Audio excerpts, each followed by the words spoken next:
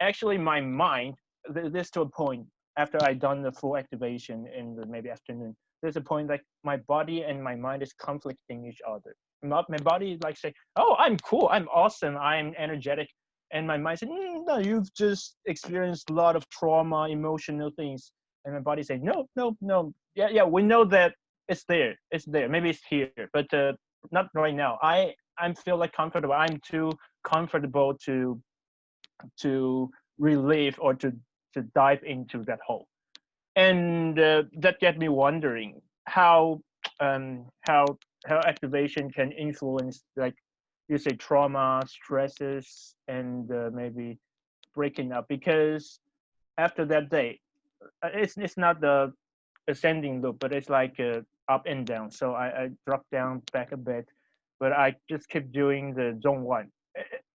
The reason I just did zone one is because I was experimenting. I'm curious whether if it's kind of unconsciously I sense that if I just perform the full activation, I may not be able to mourn or grieve anymore. In a way, because You're my body. enjoying, you were enjoying indulging yourself in, and it's what we call a pity party. All right. But you know what? It's not a judgment of a pity party. You are allowed to have days where you feel sorry for yourself. You are Yeah. allowed, and importantly, sometimes we have to feel the pain. Because if we Yeah. don't feel the pain, we're still holding it. And therefore we have Yeah. to put it somewhere in our bodies. And Yeah. we never move through it. So in a year's time, you're going to come up against the same thing. It just looks slightly different, but it's the same pattern being played out over and over.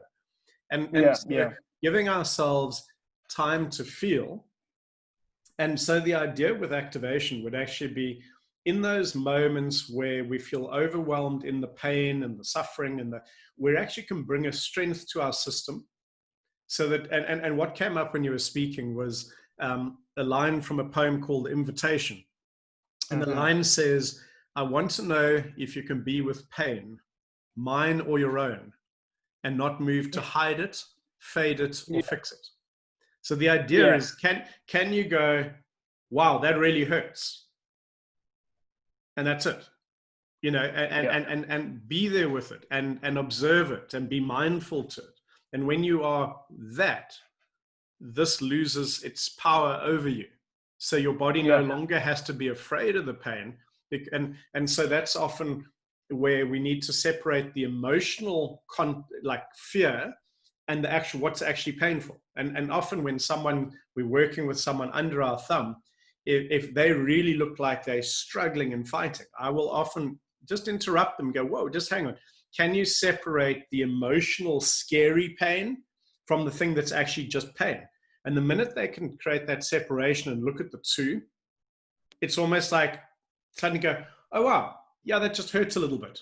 So now they're just going, okay, oh, wow, you really aren't pushing hard. No, what we were doing is that point was opening up a pathway to a past experience that has a whole emotional charge that your body's been avoiding. The avoidance behavior is best served by being a, I don't know, 3-3-3 arm.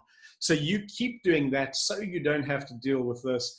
And we don't even need to know the story. You know, we don't have to go, oh, tell me the story. You know, and then they did what? Oh, no, that's so terrible. You go, can you feel the emotions that you're feeling? Yes, I'm angry and I'm scared and I'm frustrated. Awesome. Are you okay with it? Yeah.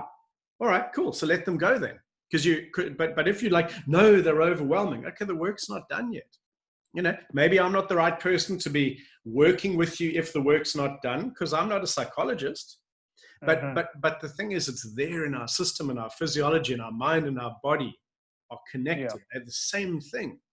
And so if we can be freeing that, then the body is free. Or if the body is free, that can go too. And it doesn't matter which one we're using. Yeah. Yeah. That's why at the end of the day, you say to your client, how do you feel? Yeah. Because and oh wow, look, we've got some measurables, strength or power or flexibility to see as a measure on, you know, it's not just, hey, we think we got somewhere. Let's check what your body says. What does your body say? and that's why the body is an indicator. And sometimes things don't, like flexibility, we see someone's doing something and you almost think, wow, this is going to get so much better. And it doesn't. And sometimes the hamstring flexibility pulls back a bit. Yeah. You go, oh no, I've gone from 90 degrees to 80 degrees. That's terrible. And they go, no, but that feels much more comfortable. Don't judge. It's just an indicator. It's a feedback loop so that we can have a conversation. We don't always have to be getting better and better. We just have to have information that's feeding back into the system. So the system, almost like AI. Ooh. You feed data into the system and the system learns. It's a learning process. We're learning machines. So you've got to help the body get better data to learn so it can do things differently. Gosh, we're just advanced AI. Ooh. Machine learning 101. Yeah. Yeah. Awesome. Cool.